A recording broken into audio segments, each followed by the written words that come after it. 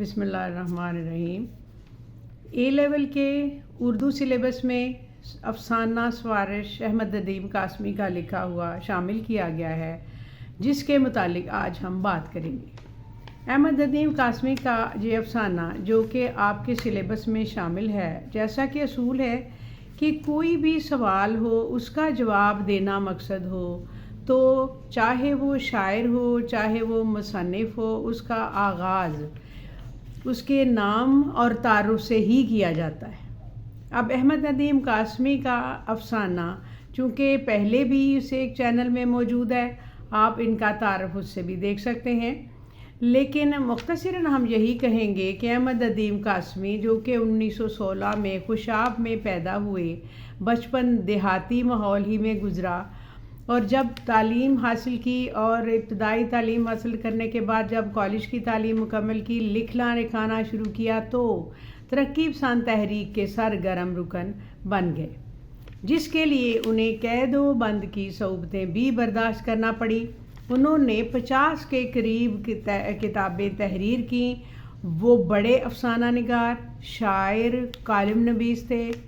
زیر بحث افسانہ سفارش ان کی کتاب کپاس کا پھول سے لیا گیا ہے۔ اب دیکھتے ہیں کہ ایسا معاشرہ جہاں پر لوگ طبقات میں بٹے ہوئے ہوتے ہیں، جہاں حقدار کو اس کا حق نہیں مل رہا ہوتا، وہ اپنا حق لینے کے لیے سفارش کروانے کی ضرورت اس کو پیش آتی ہے، جو اس بات کو اس کی طرف ان کا اشارہ ہے، اور یہی معاشرہ جو ہمارے ہاں موجود ہے اس میں انصاف کرنے میں یہ ناکام رہا ہے، اس بات کی طرف وہ اشارہ کرتے ہیں۔ احمد ندیم قاسمی کا افسانہ اس سماجی حقیقت کی طرف ہمیں متوجہ کرتا ہے کہ یہاں پر سفارش کے بغیر کوئی کام نہیں ہوتا۔ اب کہانی یہ ہے کہ کوچوان ہے فیقہ اور دوسرا کردار ہے بابو جی۔ فیقہ کوچوان ایک غریب آدمی ہے جسے معاشرے میں کوئی حیثیت کوئی اہمیت حاصل نہیں ہے۔ اس کا باپ آنکھوں کی بیماری میں مبتلا ہے۔ وہ بھی اس نے بابو جی کو بتایا کہ میرے باپ کی آنکھیں خراب ہوئیں، سرخ رہتی تھی، پانی بھی بہتا تھا، درد بھی ہوتا تھا، اور اس نے مصری شاہ سڑک کے کنارے سرما فروش سے ایک سرما خریدا اور جس کو اپنی آنکھوں میں لگایا، جس سے وہ بالکل ہی خراب ہو گئیں اور وہ بہت درد میں مبتلا ہو گیا، اور لوگوں کے مشورے سے وہ ہسپتال اس کو لے کر گیا۔ میو ہسپتال میں ایک چوکی دار کی سفارش سے انہیں برآمدے میں جگہ تو مل گئی، لیکن نہ کوئی ڈاکٹر دیکھنے کے لیے آیا، نہ ہی کسی نرس نے پوچھا۔ اب فیقہ بابو جی کے پاس آیا کہ وہ ڈاکٹر صاحب کو فون کر کے سفارش کر دیں تاکہ میرے باپ کی آنکھوں کا چیک اپ ہو جائے اور جو کچھ اس کا علاج ہونا ہو وہ ہو جائے۔ اب بابو جی نے ڈاکٹر صاحب کو فون کیا، لیکن انہوں نے فون اٹینڈ نہیں کیا، اتفاق سے وہ اس وقت موجود نہیں ہوں گے۔ تو بابو جی نے اپنا کارڈ لیا اور اس کی بیک سائڈ پہ لکھا، چھوٹا سا ایک پیغام لکھ دیا کہ یہ فیقہ ہے اور ایک شریف اور غریب آدمی ہے، اس کے باپ کی آنکھوں کا مسئلہ ہے، اس کا علاج کر دیجئے، یہ آپ کو دعائیں دے گا۔ فیقہ کارڈ کو اس طرح سے سینے سے لگا کر چلا جیسے کہ کوئی صحیفہ ہے اور لے کر اسپتال چلا گیا، لیکن اس کی ملاقات ڈاکٹر سے نہ ہو سکی۔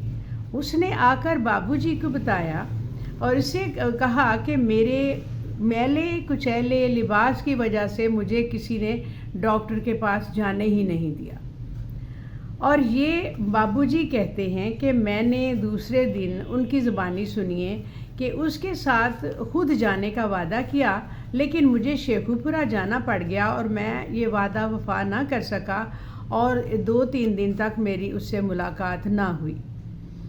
لیکن پھر جب مجھے کچھ دنوں بعد ملا تو اس نے بتایا کہ میرے باپ کا آپریشن ہوا ہے، لیکن وہ آنکھیں ٹھیک ہونے کی بجائے بہت زیادہ خراب ہو گئی ہیں۔ تو بابو جی نے کہا کہ میں ڈاکٹر جبار کو فون کر دوں گا، لیکن بدقسمتی سے وہ ڈاکٹر نہ ملا اور اس نے خود اس کے ساتھ جانے کا ارادہ کیا۔ ایسے میں جو فیقہ تھا چلا گیا اور 1.5-2 ہفتے کے لیے وہ غائب ہو گیا۔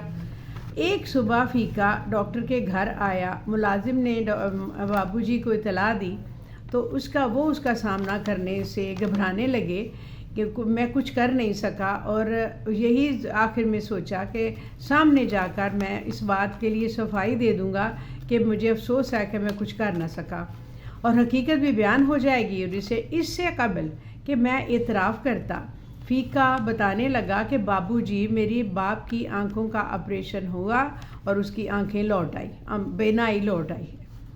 آپ نے مجھے خرید لیا ہے، میں عمر بھر آپ کا نوکر رہوں گا، اور میں نے آپ کے لیے دعائیں کی ہیں۔ اور میں نے لمبی سانس کھینچی اور کہا، کوئی بات نہیں فیکے، کوئی بات نہیں۔ یعنی ہوا کیا؟ سفارش وغیرہ تو ہوئی کوئی نہیں، اللہ کی طرف سے ہی آپریشن ہوا، اس کی باری آ گئی ہوگی، جیسا کہ جنرل اسپتالوں میں ہوتا ہے۔ اور فیکے کے باپ کا آپریشن ہو گیا، اور وہ سمجھتا رہا کہ بابو جی کی سفارش سے ہوا ہے، حالانکہ یہ اس کی خوش گمانی تھی جس کا حقیقت سے کوئی تعلق نہ تھا۔ احمد ندیم قاسمی اس مرحلہ پر، جہاں ایک مجبور آدمی کی نفسیات اس طرح پیش کرتے ہیں کہ وہاں معاشرے کے حقائق سے بھی ہم آگاہ ہو جاتے ہیں۔ علاج معالجہ ہر شہری کا بنیادی حق ہے، جو ہمارے معاشرے میں تمام لوگوں کو میسر نہیں ہے، جس کے لیے فیکا سفارش کرانے کے لیے آیا تھا، جبکہ ڈاکٹر ڈیوٹی جو ہوتا ہے اس کا فرض ہوتا ہے کہ تمام جو مجبور ہوں، چاہے کچھ بھی ہو، مریضوں کو اٹینڈ کرے۔ اس کے لیے بھی فیکے کو سفارش کی ضرورت پڑ گئی تھی۔ مطلب یہ ہے کہ زندگی کے ہر حصہ میں بھی جس کا مقصد ہی انسانیت کی خدمت ہو، فرائض انجام نہیں دیے جاتے۔ لیکن صحت کے شعبہ میں سفارش کی ضرورت اس بات کی نشاندہی ہے کہ معاشرے کی حالت قابل رحم ہے۔ بابو جی ایک انسان دوست انسان ہیں، آدمی ہیں، لیکن مصروفیات کی وجہ سے وہ فیکا کی مدد نہیں کر سکے۔ صبح اٹھے، شیو بنانی، ناشتہ کرنا، مختلف کاموں میں مصروف ہونا، ان کے مختلف بہانے کام میں رکاوٹ بنے اور وہ نیک آدمی کے فرائض ادا کرنے میں ناکام رہے۔ انسان شریف خدا ترس بھی ہوتے ہیں، لیکن وجہ یہ ہوتی ہے کہ سستی دوسروں کی مدد کرنے میں روک دیتی ہے۔ اب انسان کی جو زندگی ہے، ان حساس معاملات میں بھی سفارش کے کلچر کے زیر ہو چکی ہے، اور اللہ ہی اس معاشرے کا حافظ ہے جس میں سفارش کے لیے صحت، بیماری، ہر قسم کا علاج، چھوٹی چھوٹی باتوں کے لیے بھی ضرورت پڑ جائے۔ احمد ندیم قاسمی نے اس افسانے سفارش میں اس حقیقت کو واضح کرنے کی کوشش کی ہے، اور اس میں وہ یہ بتاتے ہیں کہ سفارش کیا ہے۔ ڈاکٹر کو کہو کہ میرے باپ کا علاج کرے، اور یہ بھی ایک اس طرح واقعہ ہو گیا کہ اس کا آپریشن ہو گیا، وہ ٹھیک ہو گیا، ڈاکٹر نے کر دیا ہوگا باری آنے پہ، اور انہوں نے یہ بات بھی کلیئر نہیں کی کہ میں نے کہنے سے تو کچھ ہوا نہیں ہے، تو خود ہی ہو گیا۔ بہرحال وہ اچھے آدمی تھے، مدد کرنی چاہتے تھے لیکن کر نہیں سکے۔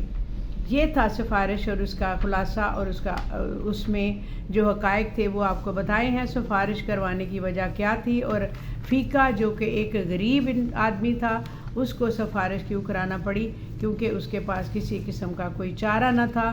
اور آپ اس کو پڑھیے، افسانہ پڑھیے بھی، اور اس تجزیہ کو سنیے اور اپنے سوال کے جواب میں شامل کیجیے۔ شکریہ، السلام علیکم۔